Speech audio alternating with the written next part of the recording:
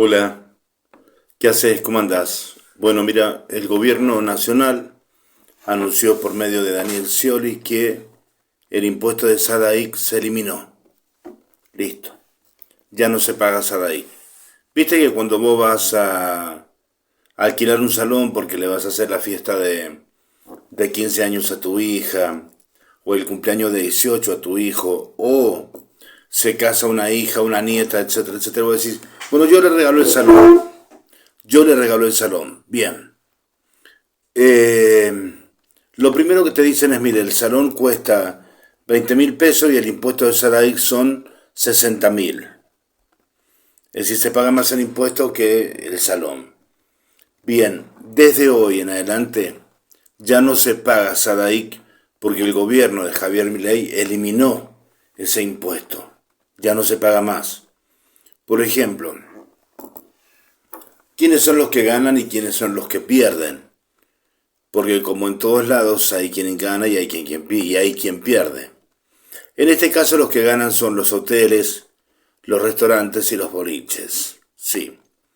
Los hoteles alojamientos que pagan una cuota de impuestos en Sadaí dejarán de pagar ahora, porque bueno, hay gente que iba al hotel alojamiento a pasar un momento y ponía música, entonces te cobraban por esa música para fornicar, te cobraban. Bien. ¿Qué más? Eso en los hoteles alojamientos. En los bares, ibas a un bar y había música, tenían que pagar ese impuesto. Bien, porque bueno, hay música debajo, mientras estás tomando un café, mientras te estás hablando, hay música, lo tenés que pagar. En los boliches, también. Escuchás música, tenés que pagar al autor. Bien. Son, digamos, de alguna manera, estos son los que ganan. Pero ¿quiénes pierden? De manera literal.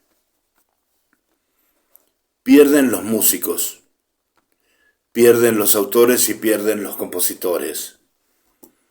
Porque todo aquel que esté registrado con una pieza musical, y si la pieza musical es usada en alguna parte del mundo, cobra ese impuesto. Bien, es un muy buen impuesto que, imagínate, acumulado a lo largo del año, se hace un buen monto de plata. Cobran. Por eso los salones de cumpleaños y fiestas te cobran un impuesto, ¿no? Ahora ya no te lo pueden cobrar. Ahora ya no se paga Sadaik. Así que si vas a un salón y te dicen, mire, de impuesto de Sadaik es tanto, vos decirle, no, mire, está publicado en todos los diarios hoy, ya no se paga Sadaik.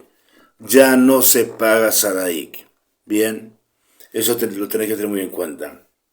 Pero los que pierden son los músicos, son los compositores y son los autores. Son los que pierden. Porque ese impuesto les permitía a ellos que de alguna manera les vuelva a ellos en monedas, en migajas, que tenían que ir acumulando para que sea mucho. En esas monedas y migajas ellos recaudaban, de alguna manera se les pagaba lo que alguna vez habían creado en materia musical, ¿no? Así, por ejemplo, si yo estoy en un salón y estoy poniendo Ulises Bueno, Trulala, en fin, música, lo tengo que pagar. Ahora ya no se paga. Víctor Garay es del Sindicato de Música de Caucete, de Córdoba, Sindicato de Música de Córdoba, y él explica muy bien cuál es y de qué forma van a ser afectados los músicos y compositores argentinos. Ahora te lo voy a compartir. Ahora yo termino de hacer este prólogo y va Víctor para que te explique bien de qué se trata. Pero lo que te quiero decir es que ganaron los hoteles, los salones y los boliches. Perdieron los músicos, los compositores y los autores de todo el país, perdieron. Los que cobraban algún impuesto de Sadaik perdieron. Definitivamente perdieron porque lo que hace este impuesto de Sadaik al desaparecer es que desaparece la recaudación. Víctor Garay, Sindicato de Músicos de Córdoba, lo explica mejor que yo. A ver, Víctor. sido rechazado por el Congreso, que atenta contra la recaudación de derechos. Una de las cosas que vemos de este decreto es que lo que quiere es dar ventaja a los hoteles, que paguen menos. Y solo eso. Eso se podría haber negociado sin un decreto porque además avanza en la forma que nuestros derechos de autor, que son derecho privado de obra, se recaudan. Es decir, a ver, vamos por partes. Un músico que es autor de una determinada pieza, por esa ejecución o reproducción del tema, cobra un determinado derecho. Si alguien hace un comercio con ella, básicamente, si alguien utiliza esa obra para comerciar, por ejemplo, ponerla en un lugar y tenga más estadía en un bar, bueno, tiene que pagar eso, que se lo recauda SADIC, ADI y CAPIF, que son las entidades de gestión.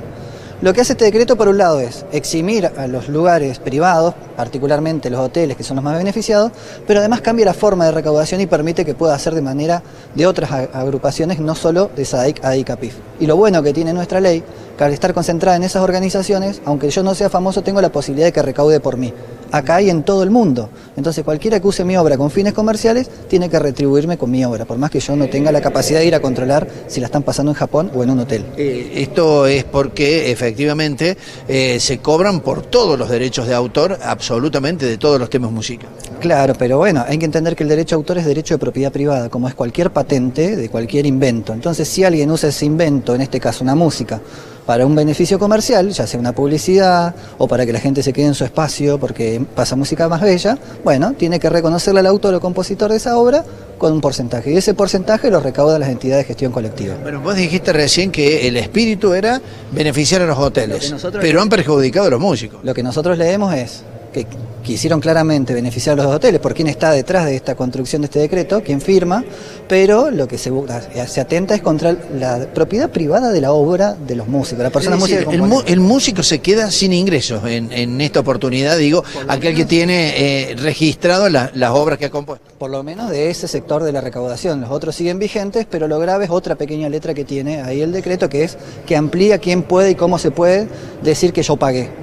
Con una autorización simple puede decir, bueno, yo pagué el derecho y reconozco al autor, pero no dice cómo se va a recaudar, cómo se va a distribuir, si le va a llegar efectivamente al autor o autora ese derecho que pagó el comerciante. Entonces, todas esas cosas están en veremos. Nosotros creemos que las entidades de gestión colectiva, que son las primeras que tienen que expedirse más allá de los sindicatos, y que se expidan y que piensen qué plan van a llevar adelante, y calculo que esto va a terminar en un amparo y en una judicialización de este decreto. Es decir, van a acudir a la justicia. Vos al comienzo decías de este reportaje que en el DNU, en la ley bases, esto se había negociado para sacarlo, claro. Pero evidentemente apareció con un decreto, se sorprendieron todos y efectivamente los músicos no están para nada contentos. Y no, porque creemos que si las entidades democráticas de la nación deciden y acuerdan algo, no tiene por qué violentarlo el Poder Ejecutivo. Hubo un acuerdo en el Congreso, no se avanzó sobre eso. ¿Por qué se quiere avanzar ahora por decreto sin consultar? ¿Solo para beneficiar un sector? Bueno, hay que dialogar. La democracia hay que dialogar y llegar a consensos.